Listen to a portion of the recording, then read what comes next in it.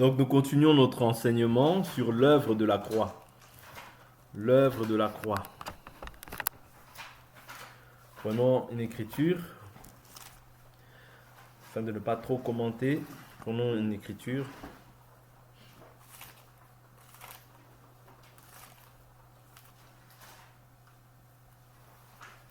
Donc l'œuvre que nous confessons à la croix, qu'est-ce qui s'est passé à la croix? Qu'est-ce qui s'est passé à la croix? Nous croyons, par rapport à la foi que nous confessons, que Jésus-Christ est Dieu. Que Jésus-Christ, dont nous parlons, il est Dieu manifesté dans la chair. Christ étant l'Esprit éternel qui a pris un corps qu'on appelle Jésus, est venu dans le temps pour pouvoir délivrer tout un chacun d'entre nous du péché. Cette délivrance s'effectue comment? Par l'œuvre de la croix. Il l'a accompli comment? Par l'œuvre de la croix. Ça veut dire, la Bible nous dit dans Romains chapitre 5 verset 8, « En ceci Dieu prouve son amour. Alors que nous étions encore païens, Christ est mort pour nous. » Vous voyez? C'est-à-dire Christ est mort pour nous. En réalité, ce n'est pas Christ qui est mort, c'est Jésus. C'est la chair qui est mort. Le Christ est éternel. Vous voyez? Mais des fois, quand on dit Christ, ça fait allusion à Jésus. Ok? Donc, dans l'œuvre de la croix, nous devons comprendre selon 1 Corinthiens chapitre 15, je prends à partir du verset 11, l'Écriture dit: « Ainsi donc, que ce soit moi, que ce soit eux, voilà ce que nous prêchons, et c'est ce que vous avez cru. » Vous voyez? Voilà ce que nous prêchons, et c'est ce que vous avez cru. C'est-à-dire, on ne croit pas à tout. Est-ce que vous comprenez? On ne croit pas à tout. Paul dit, au verset 1, il dit: « Je vous rappelle, frères, l'évangile que je vous ai annoncé, que vous avez reçu, dans lequel vous demeurez ferme, et par lequel aussi vous êtes sauvés. Si vous le retenez dans les termes où je vous l'ai annoncé, autrement vous auriez cru en vain. Je vous ai transmis avant tout ce que j'avais aussi reçu. » C'est-à-dire, s'il le transmet, c'est qu'au préalable, il a reçu. Tu ne peux pas transmettre ce que toi, tu n'as pas reçu. Il dit quoi? Christ est mort pour nos péchés. À la croix, c'est ce qui s'est passé. Vous voyez? C'est-à-dire, Christ est mort pour toi et pour moi. C'est-à-dire, il est mort pour nos péchés. Secondement, il dit quoi? Selon les Écritures. Pourquoi? Quand on parle des Écritures, on ne parle pas, quand il parle ici des Écritures, il ne parle pas de Jean, Matthieu, Marc, Luc, Actes des Apôtres, Romains, 1 Corinthiens, 2 Corinthiens, Éphésiens, tout ça. Non, il parle de la loi, des psaumes, des prophètes. Pourquoi? Je vous ai dit ces choses-là en vous disant que la loi, les psaumes, les prophètes annonçaient la mort du Messie, sauveur. Est-ce que vous comprenez? Parce qu'il faut comprendre l'œuvre de la croix. Hein. L'œuvre de la croix, c'est ça qui va te permettre de te positionner, de savoir qu'est-ce que tu as cru. Qu'est-ce qui s'est passé à la croix? Sinon, tu vas toujours dire l'œuvre de la croix, l'œuvre de la croix. Oh, merci Seigneur pour l'œuvre de la croix. Mais qu'est-ce que c'est que l'œuvre de la croix? C'est ce que nous sommes en train d'étudier par la grâce du Seigneur. Et ici, je vous dis, nous n'allons pas rester simplement sur une écriture. Nous allons prendre les différents aspects de l'œuvre de la croix pour essayer de comprendre tous ensemble qu'est-ce qui s'est passé réellement. Et qu'est-ce que tu es devenu aujourd'hui par rapport à cette œuvre? Qu'est-ce que tu n'avais pas, que tu as reçu par rapport à cette œuvre-là? Parce que si tu ne sais pas ce que tu es, tu ne sauras pas aussi comment marcher. Vous comprenez? Tu ne sauras pas aussi, en fait, les bénéfices que tu as eus par rapport à cette œuvre. Vous voyez? Parce que quand il y a une œuvre, quand on fait une œuvre quelconque, c'est soit pour un bénéfice, c'est soit pour que cette œuvre-là puisse fructifier. Donc, il y a forcément un intérêt derrière une œuvre. On est d'accord? Quand on fait une œuvre, il y a forcément un intérêt quelconque. Je prends un exemple. Quelqu'un se lève et il décide de quelle œuvre? Par exemple, faire une œuvre caritative. Vous voyez? Ou bien, voilà, œuvrer. C'est forcément pour un intérêt quelconque. C'est peut-être pour aider. C'est peut-être pour, voilà, ça va servir à quelqu'un. ou ça va lui servir à lui-même, ou ça servira à quelqu'un. Maintenant, toi, il faut que tu saches quelle est cette œuvre-là qui a eu à la croix. Donc, nous avions vu que selon les Écritures, Christ est mort pour nos péchés. Ok? Il est ressuscité comment? Le troisième jour. Toujours selon les Écritures. Parce que c'est les Écritures qui annonçaient cela. Vous voyez? Quand on voit par exemple Psaume, chapitre 16, Psaume 16, Psaume 16, 8, je crois. Ouais, donc c'est les Écritures qui témoignent ça.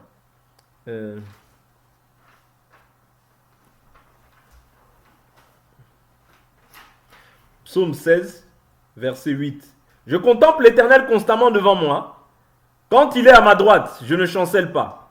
Aussi mon cœur est dans la joie, mon esprit dans l'allégresse, même mon corps repose en sécurité. Car tu n'abandonneras pas mon âme au séjour des morts. Tu ne permettras pas que ton bien-aimé voie le gouffre. Tu me feras connaître le sentier de la vie. Il y a abondance de joie devant ta face, des délices éternelles à ta droite. Vous voyez? Donc ici, nous comprenons que Jésus, vous voyez, Dieu n'a pas permis que son âme puisse voir la mort. C'est la même chose qui est relatée dans le livre de Actes des Apôtres, lorsque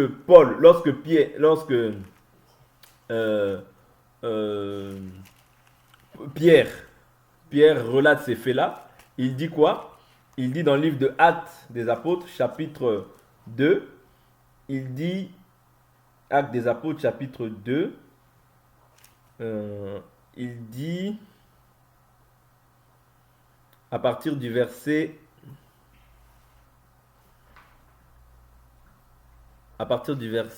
22. Israélites, écoutez ces paroles. Jésus de Nazareth, cet homme approuvé de Dieu, devant vous, par les miracles, les prodiges et les signes que Dieu a fait par lui au milieu de vous, comme vous le savez vous-même. Cet homme livré selon le dessein, arrêté selon la prescience de Dieu, vous l'avez fait mourir en le clouant à la croix par la main des impies. Dieu l'a ressuscité en le délivrant des liens de la mort parce qu'il n'était pas possible qu'il soit retenu par elle. Car David a dit de lui, je voyais constamment le Seigneur devant moi parce qu'il est à ma droite afin que je ne sois pas ébranlé. Voilà pourquoi mon cœur se réjouit et ma langue est dans l'allégresse. Et même ma chair reposera avec espérance car tu n'abandonneras pas mon âme dans le séjour des morts. Vous comprenez? Et tu ne laisseras pas ton sein voir la corruption. Tu m'as fait connaître les chemins de la vie, tu me rempliras de bonheur par ta présence. Frère, maintenant ici il explique. Frère, qu'il me soit permis de vous dire franchement au sujet du patriarche David. C'est-à-dire David ici ne parlait pas de lui-même, mais il était en train de prophétiser. Vous voyez? La prophétie concerne ceux qui viennent. Vous voyez? Donc il dit qu'il est mort, qu'il a été enseveli et que sa tombe existe encore parmi nous jusqu'à ce jour. Comme il était prophète, vous voyez, c'est-à-dire un prophète, comme il était un prophète, marche souvent avec le don de prophétie. Et qu'il savait que Dieu lui avait juré par serment de faire asseoir un de ses descendants sur son trône, il a prévu par ses paroles la résurrection du Christ, qui en effet n'a pas été abandonné dans le séjour des morts, et dont la chair n'a pas vu la corruption. Vous voyez? Donc, qui n'a pas vu la corruption? C'est Jésus. Toi et moi, nous verrons certainement la corruption. Vous voyez? Mais celui qui n'a pas vu la corruption, c'est Jésus. Il dit, ce Jésus, Dieu l'a ressuscité, nous en sommes tous témoins. Élevé par la droite de Dieu, il a reçu du Père l'Esprit Saint qui avait été promis, et il l'a répandu, comme vous le voyez et l'entendez. Car David n'est pas monté dans les cieux, mais il dit lui-même, le Seigneur dit à mon Seigneur, assieds-toi à ma droite. Vous voyez? Jusqu'à ce que je fasse de tes ennemis ton marchepied. Donc ici, cette prophétie en fait était pour le Christ. En fait, cette parole que David prononçait, c'est-à-dire quand on lit cette écriture, on peut croire qu'il parle de lui-même, mais en réalité, il est en train de prophétiser. Que le Christ ne verra pas la corruption. David a vu la corruption étant un homme dans la chair. Mais Christ n'a pas vu la corruption. Voilà pourquoi si tu prends l'écriture comme ça, une écriture, il y a des écritures, si tu les prends comme ça, noir sur blanc, tu vas t'achoper. Voilà pourquoi l'écriture nous dit que de quelle utilité vous serait si je venais à vous en ne vous apportant pas une parole de connaissance, de révélation, de doctrine ou de prophétie. C'est-à-dire ces 4 moyens-là nous permettent de pouvoir comprendre comment est-ce que Dieu est en train de pouvoir des fois prendre certaines écritures et de pouvoir nous les... C'est-à-dire prendre des écritures qui peuvent sembler parler de David, mais qui s'adressent au Christ. Voilà pourquoi Jésus dira, il fallait que s'accomplisse tout ce qui est écrit de moi dans la loi, dans les psaumes et dans les prophètes. Ouais. Toutes ces choses-là en réalité parlaient de lui. Vous comprenez? Mais ici, ce que nous devons comprendre, c'est quoi? C'est que l'œuvre de la croix a fait que le Saint, qui est le Christ, ne voie pas la mort. L'œuvre de la croix, c'est que Jésus maintenant est ressuscité. Et il intercède pour toi et pour moi à la droite du Père. Voilà pourquoi il prend aujourd'hui la position de l'avocat. Le livre de Jean nous dira quoi? Que si nous avons péché, nous avons un avocat auprès du Père. Jésus-Christ le juste. Il est lui-même la victime expiatoire. C'est-à-dire, il s'est offert pour toi et pour moi. Or, dans la loi, la manière dont on expiait le péché, c'était comment? Dont on couvrait le péché. Parce que dans la loi, le péché était couvert, mais il n'était pas ôté. Mais Jésus, lui, en s'offrant, il est venu ôter le péché. Ouais. Et la Bible nous dit, le Fils de Dieu est apparu afin de détruire les œuvres du diable. C'est-à-dire, ce qu'il est venu aussi détruire, c'est les œuvres du diable en toi. Voilà pourquoi il dit, le prince de ce monde vient, il n'y a rien de lui en moi. De la même manière, tel il est lui, tel nous sommes nous. C'est-à-dire que nous aussi, nous devons nous examiner chaque jour afin qu'il n'y ait rien du diable en nous. Est-ce que vous comprenez? C'est l'œuvre de la croix. L'œuvre de la croix ne peut pas te rendre pire que ce que tu n'étais. Non. Si tu deviens pire, on comprend que tu es retourné dans ce que tu as vomi. Est-ce que vous comprenez? Si tu deviens pire, ça veut dire les démons qui étaient partis sont revenus t'ont dominé. Et là, cette maison a été ébranlée. Vous voyez? Ça dit quand cette maison est ébranlée, ça veut dire que les démons qui étaient partis, ils sont revenus, ils ont trouvé la maison vide, balayée, ils sont partis. Ils ont pris des démons 7 fois plus, en plus grand nombre, et que lorsqu'ils sont venus, ils ont pris possession de cette maison. Et cette maison s'est écroulée. D'où l'importance de comprendre l'œuvre de la croix. C'est-à-dire que l'œuvre de la croix aujourd'hui, nous passons des moments difficiles. Pourquoi? Il y a beaucoup de gens qui se disent chrétiens, mais en réalité, sont des faux chrétiens. Et c'est eux les pires. Ils sont pires. Ils sont même pires que, j'ai envie de dire, même Vladimir Poutine. Pourquoi? Vladimir Poutine ne cache pas son identité. Il fait la fusée Satan 2, c'est pour détruire. Vous comprenez? Mais un faux chrétien, c'est une peste. Pourquoi? Un faux chrétien, c'est une peste. Pourquoi? Parce qu'il prend l'apparence d'un chrétien, ouais. Il prend le langage d'un chrétien, mais en réalité, les œuvres qu'il manifeste sont contraires à la nature d'un véritable chrétien. Je comprends maintenant pourquoi l'Écriture dit: qu'ai-je à faire avec ceux du dehors? Dieu les juge. Mais nous, c'est celui dedans que nous jugeons. Ouais. Parce que si tu as quelqu'un qui se dit, qui se prétend frère, tout en étant idolâtre, tout en étant impudique, adultère, toutes ces choses-là, ouais, c'est pire. Parce qu'il va te communiquer ça. Il va te communiquer. L'homme ne peut donner que ce qu'il a reçu. C'est-à-dire que si l'homme est impudique, il va te communiquer cette impudicité. Si l'homme est mauvais, c'est-à-dire la Bible nous dit l'homme bon tire du bon de son bon trésor. Mais l'homme mauvais tire du mauvais aussi de son mauvais trésor. Or, le mauvais trésor, c'est quoi? C'est les choses, les richesses injustes que tu avais autrefois. Or, les richesses injustes, c'est quoi? L'impudicité, c'est une richesse injuste. Parce que tu te glorifiais. Ah, moi, je suis parti vers cette femme. Je suis parti vers cette autre femme. Ah, moi, cet homme-là. Ah, moi, cet homme-là. Ah, ouais. Ce sont des richesses injustes. Que toi, aujourd'hui, quand tu es en Christ, tu dois mettre un terme à ça. Parce que la croix, c'est le lieu de la mort. Ouais. Christ est mort à la croix. Toi aussi, tu es mort à la croix. Quand tu acceptes Christ, tu es d'office aussi mort au péché. Mais tu verras quelqu'un avec des richesses injustes, mais il se sent très bien. Avec la fraude, bon, c'est rien, c'est que la fraude. Bon, c'est rien, c'est que le mensonge. Bon, c'est rien. C'est-à-dire, le frère, la soeur peut pécher, mais bon, je le laisse. Je ne dis rien. Pourquoi je ne dis rien? Parce que je veux l'argent. Je veux son argent. Donc, je préfère le laisser dire rien. Ne rien dire et dire que bon, de toute manière, c'est Dieu qui le juge. Mais où est le jugement? La Bible nous dit, le jugement commencera par la maison de Dieu. Et, faisons attention, le jugement commence par la maison de Dieu. Or, le jugement ne t'attend pas simplement à ce que Dieu... Tu ne peux pas. Vous savez, ça c'est la méchanceté. Tu ne peux pas vouloir que... C'est-à-dire, quand je te juge, c'est ça l'amour. Le jugement véritable, c'est de te dire la vérité. Quand je te vois dans un péché, c'est-à-dire, c'est comme si je vois quelqu'un qui veut sortir, mais il y a une voiture devant, c'est-à-dire qu'il roule peut-être à 50 km/h. Si je ne l'avertis pas, cette voiture-là, qu'est-ce qu'elle va faire? Elle va l'écraser. C'est-à-dire qu'en réalité, c'est pas l'amour, c'est un faux amour quand tu dis ça. Je ne dis pas pour garder son amitié. Je ne dis pas parce que sinon, de peur qu'il ne puisse plus me donner l'argent. Non, c'est pas ça l'amour.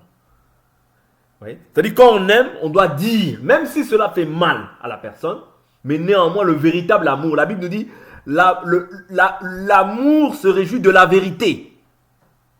Même si je dis la vérité avec amour, mais je la dis quand même. Pourquoi? Parce que, au moins quand je dis la vérité, je suis pur du sang de cette personne. Si demain il arrivait, qu'il lui arrive quelque chose, c'est lui et Dieu. Moi devant Dieu, j'ai dit. Vous comprenez? Un faux chrétien, c'est pire que la peste. Parce que la peste, tu sais que tu peux en mourir. Le Covid là qui a tapé plusieurs personnes, tu sais que tu peux en mourir.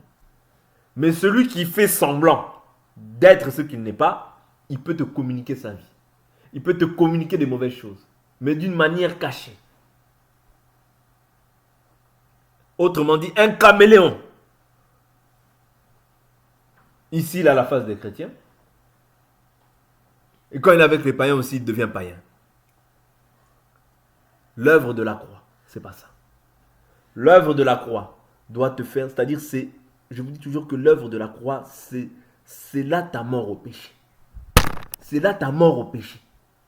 Si on ne comprend toujours pas l'œuvre de la croix aujourd'hui, on ne comprend pas que à la croix, tu dois mourir. Même le signe de la croix, la Bible nous dit que c'est une malédiction.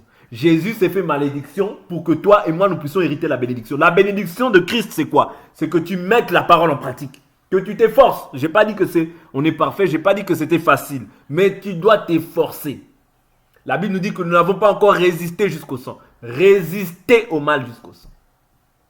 Si même tu dois mourir, accepte la mort, mais n'accepte pas de te conformer. Parce que si tu meurs en acceptant de te conformer, tu ne verras pas Dieu. Mais si tu meurs sans t'être conformé, tu verras Dieu. Vous comprenez? Celui qui veut garder sa vie la perd. Celui qui veut perdre sa vie dans ce monde, la retrouvera. L'œuvre de la croix, c'est être méconnaissable aux yeux de ce monde. Jésus n'est pas venu pour que tu restes le même hier, aujourd'hui, éternellement. Non, il n'y a que Jésus qui a cette nature. Pourquoi? Parce que lui, il a eu la nature de la sainteté. Il l'a et il l'aura toujours. Mais toi, tu n'as pas tout ton temps. La Bible nous dit racheter le temps. Les jours sont mauvais. Si on nous te demande de racheter, oui, tu as été racheté pour racheter le temps. Tu n'as pas été racheté pour être pire. Non, si on s'assemble, ce n'est pas pour être pire, c'est pour être meilleur. L'œuvre de la croix ne peut pas te laisser insensible face au péché. L'œuvre de la croix ne peut pas te laisser rester le même. Non, ça c'est pas l'évangile. Quand quelqu'un rencontre Jésus, sa vie doit être transformée. Pas changée, transformée. C'est-à-dire il y a une transformation. Quand on voit la transformation, c'est-à-dire on voit quelqu'un, on voit cette personne, il n'y a plus rien à voir. Cette personne est métamorphosée, transformée. Elle est passée d'un état de mort à un état de vie. Ouais. Tu as reçu la vie, manifeste les œuvres de la vie. L'œuvre de la croix, c'est aussi ça. L'œuvre de la croix, qu'on ne vous trompe pas, c'est pas seulement les révélations. Oh, j'ai telle révélation. Le crocodile, ça veut dire ça. Ça veut dire ça. Ça veut dire ça. Waouh! Or, c'est simplement des intellectuels qui ont emmagasiné, mais ne se sont jamais convertis ni repentis. C'est simplement des gens qui savent bien retenir. Et après, toute la nuit, ils s'exercent. Ils réécoutent, ils réécoutent, ils réécoutent, ils réécoutent, ils réécoutent, ils réécoutent. Ah là, faut que je dise ça, faut que je dise ça. Ouais, après, il fait que répéter. Relation avec Dieu, zéro. Ça, c'est pas l'œuvre de la croix. La Bible nous dit, produisez le fruit digne de la repentance. Produisez. C'est-à-dire, toi, tu es un producteur, tu dois produire. Qu'est-ce que tu dois produire? Du fruit digne de la repentance.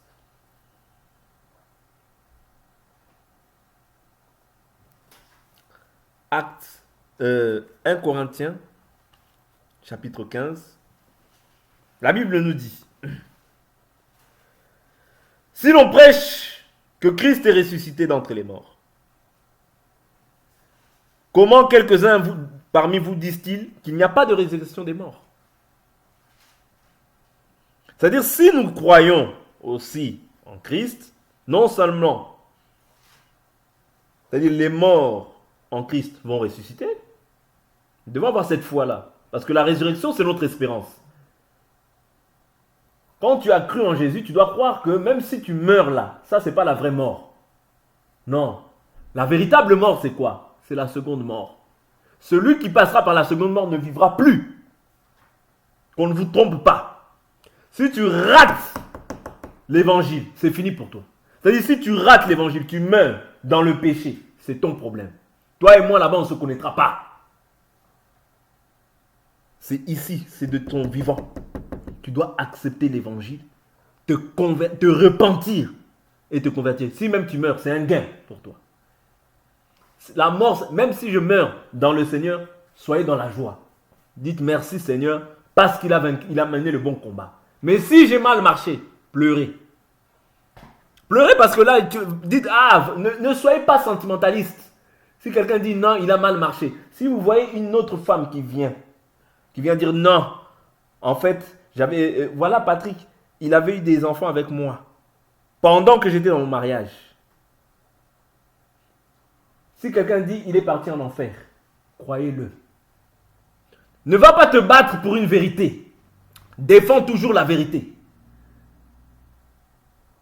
Est-ce que vous comprenez?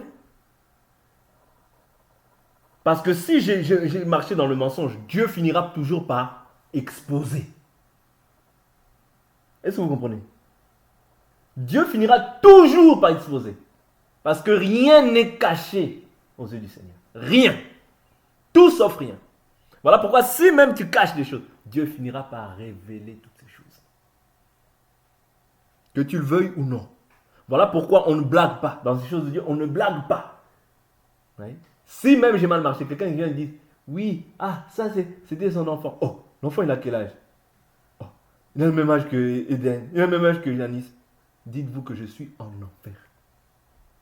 Je suis dans les lieux de tourment. Et ma finalité, c'est l'enfer. Tout ce qu'il a dit là, il n'a pas appliqué ça à sa propre vie. Lui-même, il est dans les lieux de tourment. Si vous voulez pleurer, pleurez. Si vous voulez aussi me haïr, haïssez-moi. Vous avez le droit. À ce moment-là, vraiment, faites comme vous voulez. Parce que vous devez aimer Dieu plus que tout le monde. C'est-à-dire qu'à ce moment-là, même si vous dites, regarde-moi celui-là. Si même on me jette mon corps, c'est pas grave. Pourquoi? Parce que ce qu'un homme sème, il le moissonne. Vous comprenez? Abstenez-vous de dire au micro, oui, c'était quelqu'un de bien si j'étais quelqu'un de mauvais. Si vous voyez quelqu'un dans ma conduite, quelqu'un de mauvais, même quand je meurs, dites non, il était mauvais.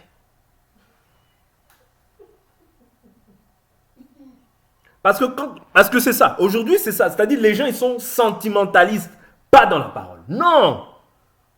Si j'étais mauvais, non, c'était un papa mauvais. Mais quand même, ça ne se dit pas. Qui t'a dit que ça ne se dit pas?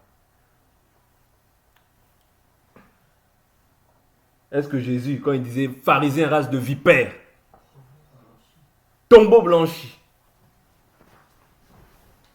Mais non, mais c'était Dieu qui parlait. Dieu! Est-ce que vous comprenez? Dieu! Or, quand toi tu prêches la parole, mais que tu ne vis pas cette parole, tu es aussi un tombeau blanchi.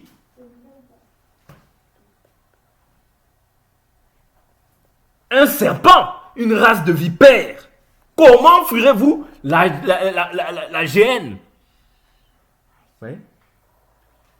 Il y a une colère à venir qui est pour les impies, pour ceux qui n'auront pas marché dans la droiture selon Dieu. Il y a un jugement à venir. Voilà pourquoi, dans ce jugement-là, pas de cadeau, pas de quartier. Si tu me vois dans le péché, dis-moi, papa, ça c'est le péché. Parce que moi, si je te vois dans le péché, je ne veux pas t'épargner. Ne crois jamais que je vais t'épargner quand tu es dans le péché. En tout cas, tu t'es trompé d'adresse peut-être. Parce que moi, si je te vois dans le péché, je ne vais pas t'épargner. Oh, c'est mon fils, non. Oh, c'est ma femme, non. Je vous ai déjà dit, Lévi n'a ni père ni mère. Et quand il lève l'épée, vous voyez, l'épée ici c'est la parole, hein? Ne croyez pas que c'est une épée physique. Hein? Quand on lève la parole, c'est pour que le jugement s'abatte. Vous comprenez?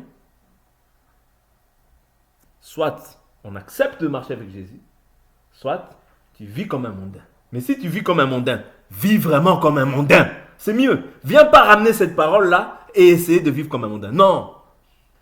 Soit tu es avec Dieu, soit tu es avec le diable. C'est simple. Celui qui n'est pas avec moi, il est contre moi. Oh non, un peu. Ça n'existe pas. Un peu avec le diable, un peu avec Dieu. Ça n'existe pas. Soit tu es avec Dieu, et Dieu aussi est ton Père, et Dieu va attester que tu es son serviteur ou sa servante, soit tu es avec le diable. Mais tu ne peux pas être un peu avec le diable, être un peu avec Dieu. Non, ce n'est pas ça l'œuvre de la croix. Ouais. L'œuvre de la croix voudrait dire que tu espères en la résurrection. Si tu espères en cette résurrection, il y a une manière, il y a une conduite à adopter pendant que tu es sur la terre. Sinon, tu espères en vain. Tu espères pour rien. Tu espères comme tous les païens qui sont dans les églises le dimanche là. Alléluia, alléluia, alléluia. Mais toute la semaine, des païens. Fini. Des païens. Or, si l'on prêche que Christ est ressuscité d'entre les morts, comment quelques-uns parmi vous disent-ils qu'il n'y a pas de résurrection des morts? S'il n'y a pas de résurrection des morts, Christ non plus n'est pas ressuscité. Et si Christ n'est pas ressuscité, alors notre prédication est vaine. Vous voyez? Et votre foi aussi est vaine. Or, toi et moi, notre foi n'est pas vaine, parce que nous croyons que nous avons cru dans le véritable. Quand tu crois dans le véritable, tu dois t'efforcer à rester dans la vérité. Dans toute la vérité. Vous voyez? C'est ça un disciple. Le disciple, il suit son maître dans toute la vérité. Parce que nous croyons que le maître, lui, ne peut pas nous trahir. Donc, devons le suivre dans toute la vérité. Mais si tu espères en la résurrection, si tu crois que Christ est mort, qu'il est ressuscité, il y a une conduite à adopter sur cette terre. Sinon, ne perds pas ton temps, va vivre comme tu as envie de vivre.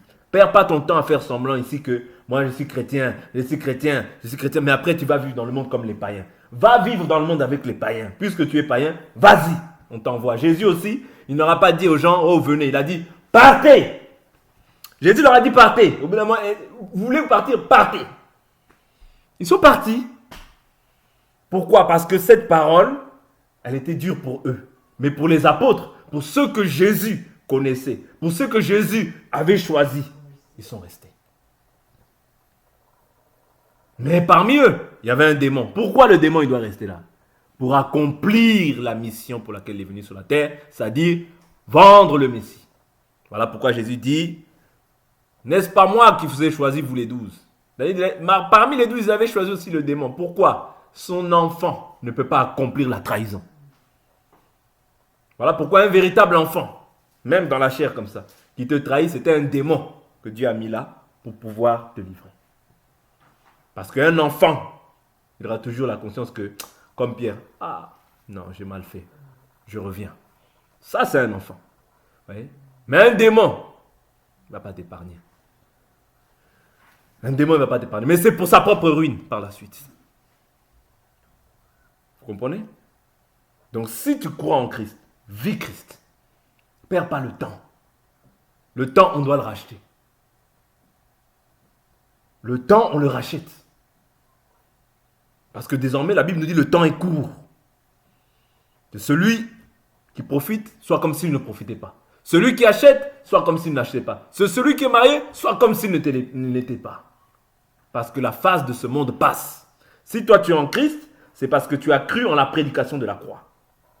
Ouais, tu as cru que Christ est mort pour tes péchés, qu'il est ressuscité pour toi. Donc comme tu as cette espérance, tu te sanctifies. Ouais. La sanctification, il y a la part de Dieu, mais il faut savoir aussi qu'il y a ta part. Il y a ta part dans la sanctification. Ouais. Parce que la Bible dit celui qui est saint, ça c'est la part de Dieu. Te rendre saint, c'est la part de Dieu.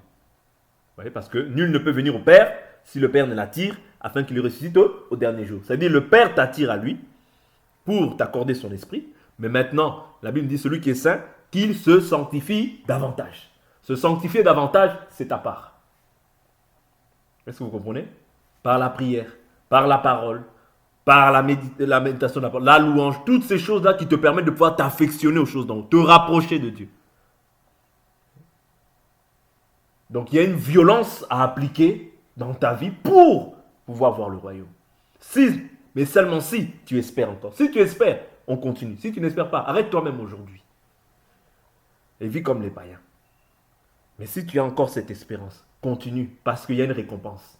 Mais le diable, avec tout ce qu'il peut vous promettre sur cette terre, c'est simplement pour que vous allez périr avec lui. Lui, il sait que son jugement est scellé. Il n'y aura pas d'autre jugement pour lui, c'est terminé. Voilà pourquoi il essaie de séduire beaucoup de gens pour les attirer à lui parce qu'il sait qu'il est déjà condamné. Ouais.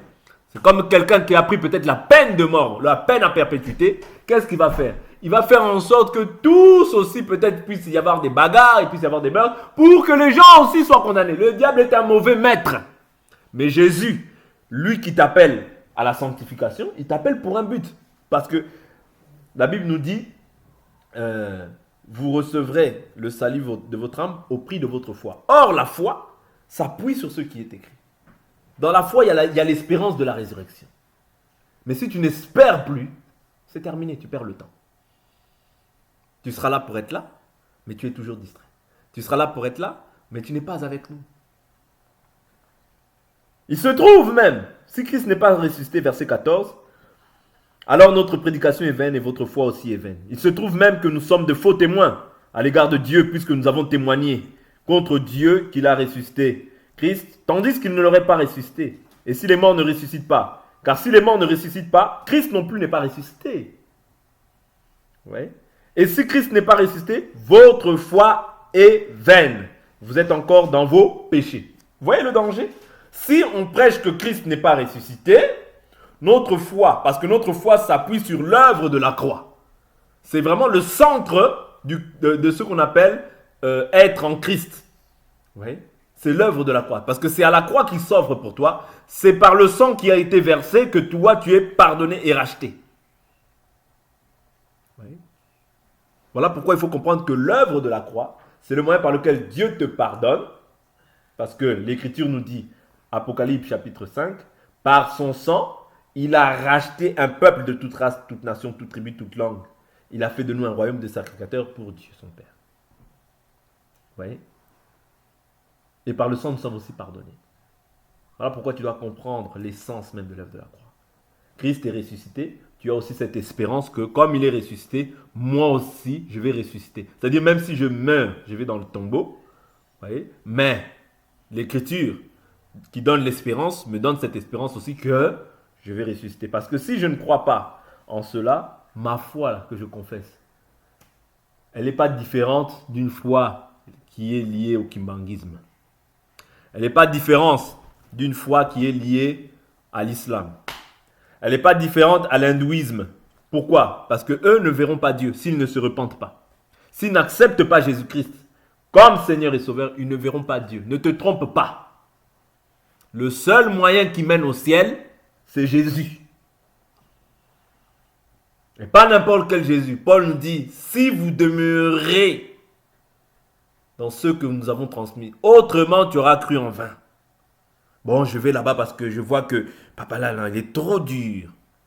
Je vais là-bas, au moins là-bas, ils font des danses, ils font des pas, ils font des blocages.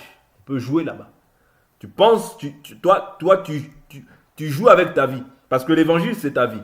Tu joues avec ta vie. Or, la vie, on ne joue pas. On blague avec tout, mais blague pas avec ton âme. L'âme, c'est la vie. Ta vie est précieuse. C'est-à-dire, s'il y a quelque chose que tu dois garder de plus précieux, ce n'est pas seulement tes habits. Non. Les habits, ça passera. Mais ta vie, c'est-à-dire, après cette mort, il y a une vie. C'est ça qui est le plus précieux. Voilà pourquoi tu dois garder jalousement ce que tu as reçu. De peur de perdre tout ce que Dieu avait prévu pour toi. Je finis au verset 19. Si Christ, verset 17, si Christ n'est pas resté, votre foi est vaine, vous êtes encore dans vos péchés. Et ceux qui sont morts en Christ sont perdus. Oui. Ceux qui sont morts en Christ ne sont pas perdus. Ils sont dans le repos. Ils se reposent de leurs œuvres. Oui. Mais à un moment bien précis. Les morts en Christ ressusciteront, en premier lieu. Vous voyez? Et nous, qui sommes encore peut-être sur la terre, ou bien qui mourront dans le temps, nous aussi nous serons ressuscités, serons changés, vous voyez? Seront transformés en un clin d'œil. C'est ce que la Bible nous dit dans le livre de 1 Thessaloniciens. Si c'est dans cette vie que nous espérons en Christ, nous sommes les plus malheureux de tous les hommes. On partagera ça demain par la grâce du Seigneur. On va s'arrêter là pour aujourd'hui. Nous allons prier.